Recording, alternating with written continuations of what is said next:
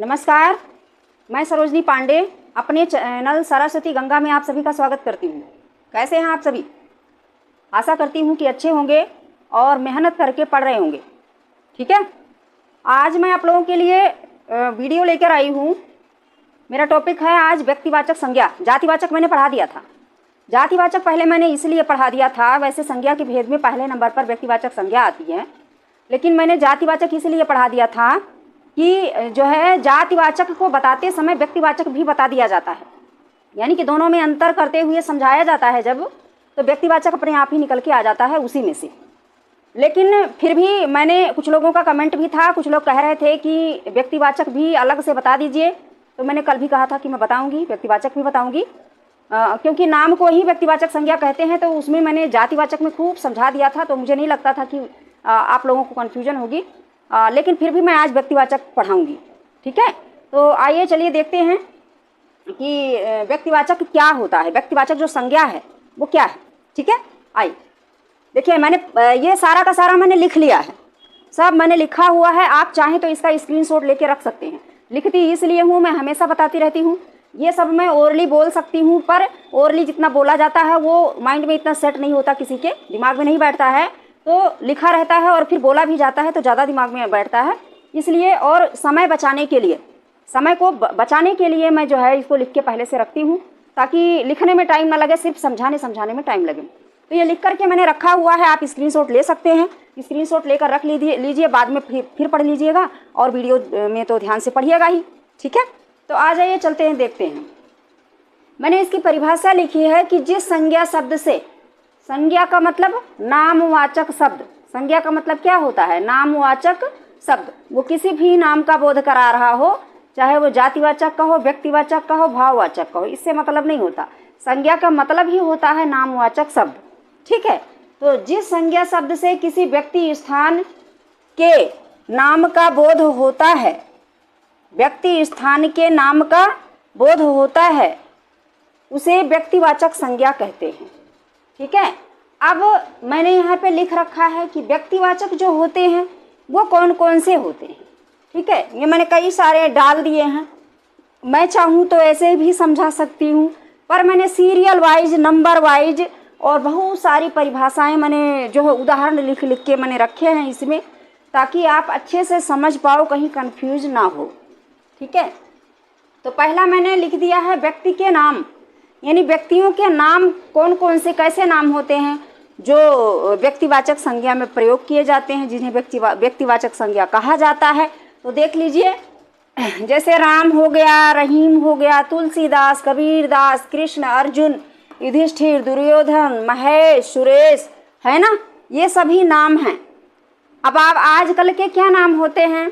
लक्की, बिक्की, है ना, तो ये सभी नाम होते हैं, अंग्रेजी वाले नाम होते हैं जो हम अपने हिंदी में प्रयोग करते हैं। ठीक है, हम लोग अपने बच्चों के रख लेते हैं, है ना, आप लोगों का भी ऐसा ही नाम होगा। तो वो सभी जितने नाम होते हैं, जो भी हमारे नाम होते हैं, आपके नाम होते हैं, सब क्या होते हैं? व्यक्तिवाचक संज्ञा में आते हैं। ठीक है, यानी किसी का नाम होना चाहिए। मान लिया आपका नाम है मोहन, और मोहन की जगह पर मैंने लड़का कहा आपको, बालक कहा आपको, बच्चा कहा आपको, तो लड़का, बालक, बच्चा ये क्या है? जातिवाचक है। लेकिन यदि मैंने मोहन कहा तब वह व्यक्तिवाचक में होगा। यदि किसी लड़की का नाम है सीमा, तो सीमा ना कह करके उसको मैंने लड़की कहा, बेटी कहा, ठीक है, बालिका कहा, ठीक है, तो वो बेटी, बालिका, लड़की ये क्या हुआ? जातिवाचक हुआ। और जब मैंने सीमा कहा तो सीमा क्या हो गया? व्यक्तिवाचक हो गया। तो व्यक्तिवाचक मुझे लग रहा है समझ में आ गया होगा कि व्यक्तियों के नाम को, जो उनका नाम होता है मुख्य रूप से, उसी को व्यक्तिवाचक संज्ञा कहते हैं। अब मैंने यहाँ लिखा है नदियों के नाम, कल भी मैं बता रही थी, फिर भी मैंने एक एक चीज छांट के लिख के लाई हूँ कि ताकि आपको अच्छे से बता सकूँ, आप अच्छे से समझ सको, कहीं हारो ना, हमेशा जीतो। ठीक है, हमेशा क्वालिफाइड रहो। तो देखिए, नदियों के नाम हैं गंगा, यमुना, सरस्वती, सतलज, कावेरी, सरयू, ये सभी क्या हैं? उन नदियों के नाम हैं। ठीक है, लेकिन अगर मैं इन सबको नाम ना लेकर के नदी कहूँ तो नदी क्या होगी? जातिवाचक संज्ञा होगी। लेकिन यदि उन्हीं नदियों के नाम लेकर के कह दिया जाता है गंगा, जमुना, सरस्वती, कावेरी, यमुना, है ना, सरयू, तो ये सब क्या है? ये सभी जो है व्यक्तिवाचक संज्ञा है, क्योंकि हम उनका नाम ले रहे हैं, ना कि नदी कह रहे हैं। ठीक है, तो इसलिए मैंने इनको लिख लिया। जैसे झील होती है, ये मैंने बहुत सारी देखे, 3-4 झील के नाम लिख लिए हैं। वैसे मुँह से बता सकती थी, जैसे डल झील हो गया, बैकाल झील हो गया, किथम झील हो गया, हमारे उत्तर प्रदेश में है। बेला सागर झील हो गया, ये भी हमारे उत्तर प्रदेश में है। सर्च करके देख लेना नेट पे, गूगल पे। ठीक है, तो ये सभी जो हैं क्या हैं? झीलें हैं। तो इनके नाम हम कह रहे हैं, हम झील नहीं कर। अगर हम खाली झील कहेंगे तब वह जातिवाचक में आएगा, लेकिन उसी झील का कोई नाम दिया हुआ होता है और हम उस नाम को लेकर के झील कहते हैं, तब वह जो है व्यक्तिवाचक में आता है। जैसे देखिए यहाँ लिखा है डल झील। कौन सी झील? डल झील, बैकाल झील, किथम झील, बेला सागर झील। यानी झील तो है, पर कौन सी झील है? किथम झील है, बेला सागर झील है, यानी हम उसका नाम भी ले रहे हैं।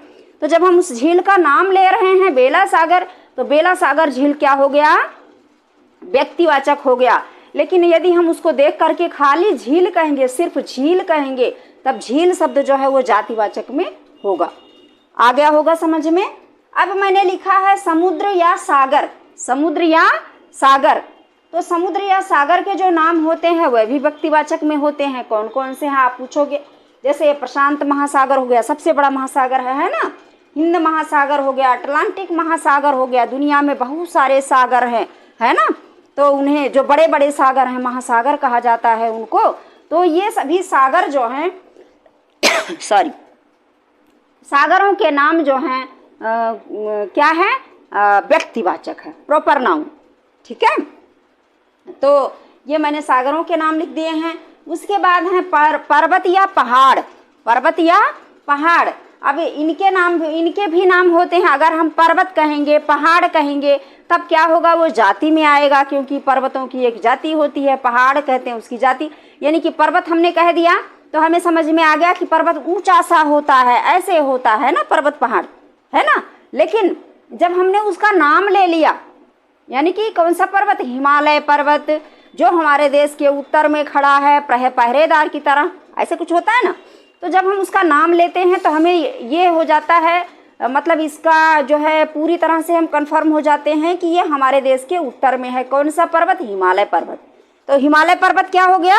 व्यक्तिवाचक में हो गया। लेकिन खाली पर्वत कहेंगे तब कौन से पर्वत को कह रहे हैं ये नहीं पता चलता।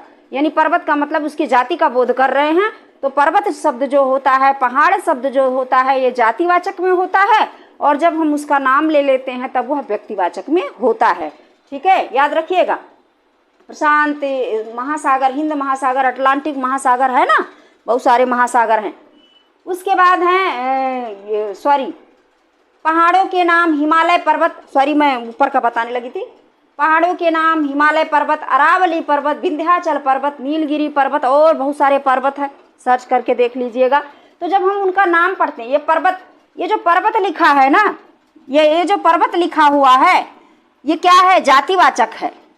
लेकिन इसी के साथ जब हम नाम लगा देते हैं हिमालय पर्वत, अरावली पर्वत, विंध्याचल पर्वत, तब क्या हो जाता है? तब वह व्यक्तिवाचक में आ जाता है। ठीक है, लेकिन खाली पर्वत लिखा रहेगा, खाली पहाड़ लिखा रहेगा, तब वह जातिवाचक में आएगा।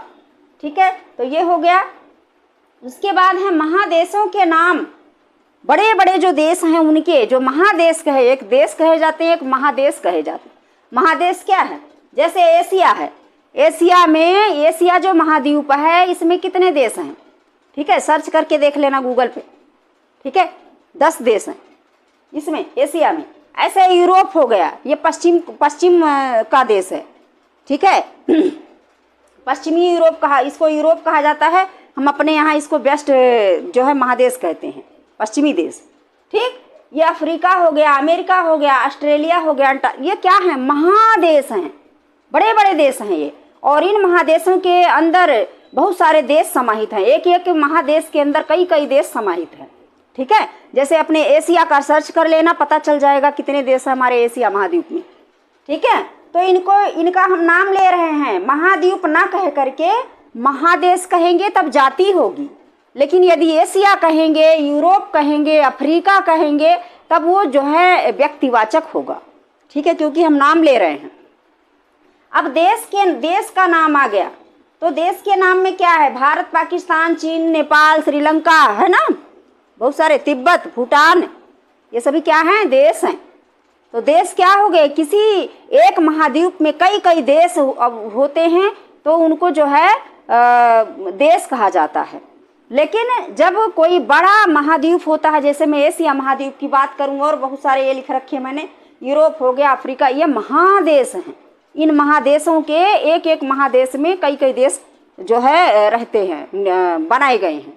ठीक है, तो देश के नाम हो गए, गांव के नाम हो गए, है ना, जहां आप बैठे हो उस गांव का भी कुछ नाम होगा, आपके गांव के पास वाले गांव का भी कुछ नाम होगा, उस आपके गांव के पूरब वाले गांव का भी कुछ नाम होगा। ऐसे चारों तरफ जो गांव हैं उनके अलग अलग नाम हैं, है ना।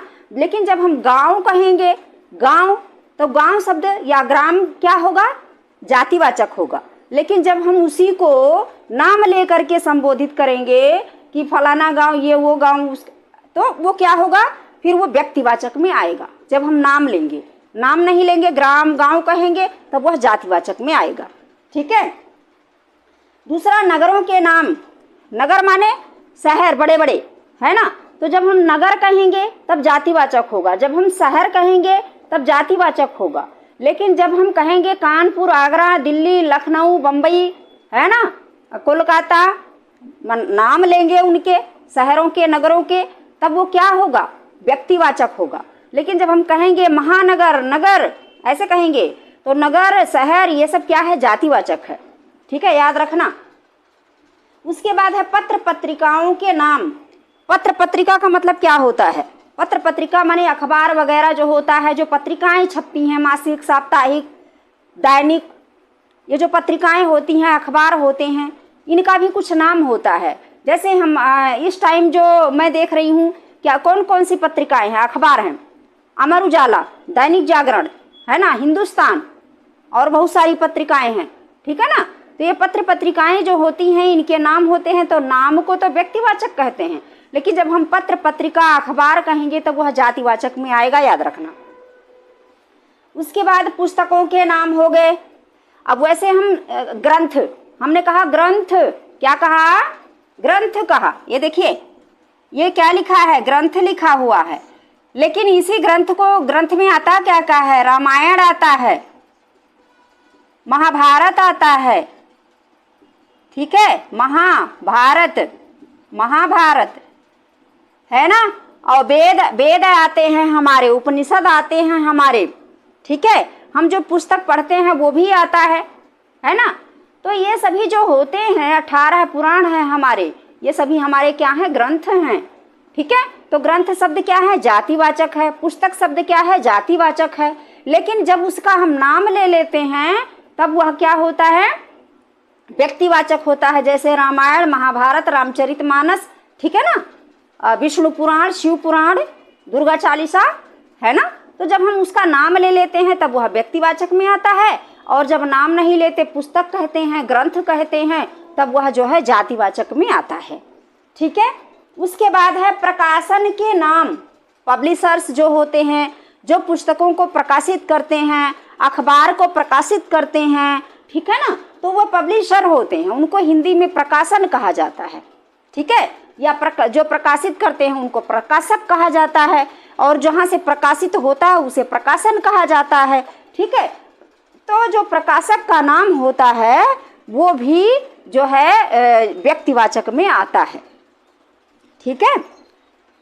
जैसे बहुत सारे प्रकाशक हैं जो पुस्तकों को प्रकाशित करते हैं, तो उनका नाम होता है, जैसे अग्रवाल पब्लिशर हो गया, ठाकुर पब्लिशर हो गया, है ना, और राधा पब्लिशर हो गया। ऐसे ऐसे सभी ने अपने अपने बना रखे हैं, वो उसी नाम से अपने पुस्तकों को प्रकाशित करते हैं। ठीक है। तो ये प्रकाशन के नाम हैं। सॉरी, यहाँ ये रह गया था नगर, महानगर लिख रही थी तो राज्य रह गया था। मैंने कहीं बच्चे सोचेंगे कि तब इनको क्या कहते हैं, तो मैंने यहाँ लिख दिया। यहाँ लिखा है राज्यों के नाम। राज्यों के नाम में का मतलब क्या हुआ, हमारे देश में, मैं अपने भारत देश की बात करती हूँ, इसमें कितने देश हैं, वो सॉरी राज्य हैं, कितने स्टेट हैं, मुझे लिख करके कमेंट में बताइएगा कि हमारे देश में कितने राज्य हैं, ठीक है, और कितने केंद्र शासित प्रदेश हैं, ये मुझे आप लोग कमेंट में बताएंगे, ठीक है। और आज का वीडियो कैसा लगा ये भी आपको बताना है। कमेंट नहीं कर रहे आप लोग, सिर्फ देख लेते हैं, आराम से चुपचाप बैठ जाते हैं। कुछ कमेंट तो कीजिए ताकि मुझे भी पता चले कि कुछ समझ में आता है या नहीं, या मैं गला फाड़ रही हूँ बिना मतलब के, ठीक है। तो राज्य के नाम लिख के बताएंगे हमारे देश में कितने राज्य हैं जो बटे हैं अभी तक, वो कितने हो गए काउंटिंग में, और उसके बाद हम केंद्र शासित प्रदेश कितने हैं हमारे देश में, ये भी कमेंट में लिख करके सब लोग बताएंगे जितने लोग देख रहे हैं, ठीक है। उसके बाद है त्योहारों के नाम। त्योहार जो हम मनाते हैं, रक्षाबंधन, होली, दीपावली, है ना, और बहुत सारी मकर संक्रांति वगैरह बहुत सारी त्यौहार हम मनाते रहते हैं। तो जैनियों के त्यौहार होते हैं और सिखों के त्यौहार होते हैं, मुसलमानों के त्यौहार होते हैं, है ना, सबके त्यौहार होते हैं। तो उन त्योहारों को हम मनाते हैं, है ना, ईद, बकरा ईद और जो है बैसाखी, है ना, बहुत सारे त्यौहार, तो इनको हम मनाते हैं। तो ये किस में आते हैं, जब हम इनका नाम लेते हैं, ईद, बकरीद या बैसाखी, है ना, ऐसे कहते हैं, होली, दीपावली, तो ये हम नाम ले रहे हैं उस त्यौहार का, तो ये किस में आएंगे, ये आएंगे व्यक्तिवाचक में, क्योंकि हम इनका नाम ले रहे हैं। तो इस प्रकार से जो त्योहारों के नाम होते हैं वो किस में होते हैं, व्यक्तिवाचक में होते हैं। लेकिन जब हम त्योहार कहेंगे, पर्व कहेंगे, पर्व माने त्योहार, तो पर्व कहेंगे, त्योहार कहेंगे तो वो जातिवाचक में आएगा। लेकिन उसी पर्व का और उसी त्योहार का जब हम नाम लेंगे, होली, दीपावली, है ना, रक्षाबंधन, ईद, बकरीद, बैसाखी कहेंगे, तब क्या होगा, तब वो व्यक्तिवाचक में आएगा जब हम नाम लेंगे तब, ठीक है। और उसके बाद कुछ और भी चीजें हैं, मैं आपको बता दूं, जैसे महीनों के नाम। महीनों के नाम अगर आपने इसका स्क्रीनशॉट ले लिया हो तो मैं इसको मिटा दूं, ठीक है। ले लिया सबने, चलो ले लिया कि नहीं ले लिया। तो जैसे महीनों के नाम हो गए, महीनों के नाम मैं ऐसे ही बिना सीरियल नंबर के लिख देती हूँ। महीनों के नाम हो गए जैसे, ठीक है, जैसे दिनों के नाम हो गए, ठीक है। अब महीनों के नाम कैसे होते हैं, जनवरी, फरवरी, मार्च, अप्रैल, मई, जून, जुलाई, अगस्त, सितंबर, अक्टूबर, नवंबर, दिसंबर, है ना, ऐसे होता है। और उसके बाद जैसे हिंदी में हो गया चैत, बैसाख, ज्येष्ठ, आषाढ़, श्रावण, भादव, कुआर, कार्तिक, अगहन, पूष, माघ, फागुन, है ना, 12 महीने के नाम ले लिए मैंने। तो ये सभी क्या हैं, चाहे अंग्रेजी में उनके नाम लो, चाहे हिंदी में नाम लो, यदि हम महीनों के नाम ले रहे हैं तो व्यक्तिवाचक में होंगे। यदि हम कह रहे हैं माह, महीना ऐसे कह रहे हैं, तब वह जो है जातिवाचक में आएगा। लेकिन उसी जब हम महीनों के नाम लेंगे कि जनवरी, फरवरी, मार्च, अप्रैल, चैत, बैसाख, ज्येष्ठ, आषाढ़ कहेंगे, तब वह जो है व्यक्तिवाचक में होगा। नाम लेंगे तो व्यक्तिवाचक, और यदि माह, महीना कहेंगे तो जातिवाचक, ठीक है, याद रखना। दिन के नाम हैं, तो दिन के नाम में सोम, मंगल, बुध, बृहस्पति, शुक्र, शनि, रवि, यही होता है ना। तो ये क्या है, जब हम नाम ले रहे हैं दिनों का तो ये किस में आ रहे हैं, व्यक्तिवाचक में। और जब हम कहते हैं दिन, दिवस, तब जातिवाचक में आते हैं, ठीक है। तो मुझे लगता है कि आपको समझ में आ गया होगा सारी चीज़। मैंने बहुत कोशिश की है बताने की कि जब हम किसी चीज़ का, चाहे वो कोई वस्तु हो, व्यक्ति हो, स्थान हो, जब हम उनका नाम ले रहे होंगे तब वह व्यक्तिवाचक में आएगा। और जब हम उसकी जो है उस वस्तु की जाति का बोध कर रहे होंगे या व्यक्ति के जाति का बोध कर रहे होंगे, तब वह जातिवाचक में आएगा। जातिवाचक मैंने बड़े विस्तार से कल पढ़ाया है, पिछले वीडियो में देख लेना, ठीक है। और व्यक्तिवाचक आज बता दिया, पूरा एक एक टॉपिक मैंने इसमें क्लियर कर दिया है, कहीं आप कंफ्यूज ना हो, अच्छे से पढ़ पाओ, अच्छे से समझ पाओ, किसी भी एग्जाम में आप फेल ना हो। खासकर हिंदी में, हिंदी में आपको फेल नहीं होना है, ये मेरी गारंटी है। ग्रामर 100% होता है, लेकिन मैं 1% फालतू 101% की गारंटी लेती हूँ कहीं भी आपको कन्फ्यूजन नहीं होगी। यदि होती है, मेरा वीडियो देखने के बाद भी आपको कन्फ्यूजन होती है, तो आप मुझे कमेंट करके पूछिए, बताइए कि क्या कहाँ आपको कन्फ्यूजन हुई। वीडियो के माध्यम से वो कन्फ्यूजन मैं आपकी दूर कर दूंगी। ठीक है, तो बस आज इतना ही पूरा का पूरा मैंने इसमें कवर किया है। अभी मैं आपको एक वीडियो में आपका बनाऊंगी जातिवाचक और व्यक्तिवाचक में अंतर। एक वीडियो मैं ये भी बनाऊंगी, क्योंकि अभी तक मैंने अलग अलग पढ़ाया है। जब एक साथ अंतर बताऊंगी तब आपको वहाँ जो भी कन्फ्यूजन होगी, जो गलतफहमी होगी, वो जो है कंप्लीट हो जाएगी। ठीक है, तो मेरा वीडियो ज़्यादा से ज़्यादा शेयर कीजिए, ऐसे लोगों के पास शेयर कीजिए जिन्हें इसकी ज़रूरत है। सभी बच्चे और जिनके पास भी जो भी ये वीडियो मेरा देख रहे हैं, मैं आप लोगों के लिए बड़ी मेहनत करती हूँ, बहुत चीज़ें जो है छांट के लेके आती हूँ, चुन के लेके आती हूँ। तो आप लोग प्लीज़ इसको खूब मेहनत से पढ़िए, और पढ़ने के बाद मुझे ये भी बता दीजिए कि आपको समझ में आया कि नहीं आया। देख करके एक तरफ मत कर दीजिए, कमेंट ज़रूर कीजिए। ठीक है, तो बस अब यहीं से वीडियो बंद करती हूँ। मिलती हूँ अगले वीडियो में। वो वीडियो क्या होगा? जातिवाचक और व्यक्तिवाचक में अंतर। ठीक है, तब तक के लिए पढ़ते रहिए। नमस्कार।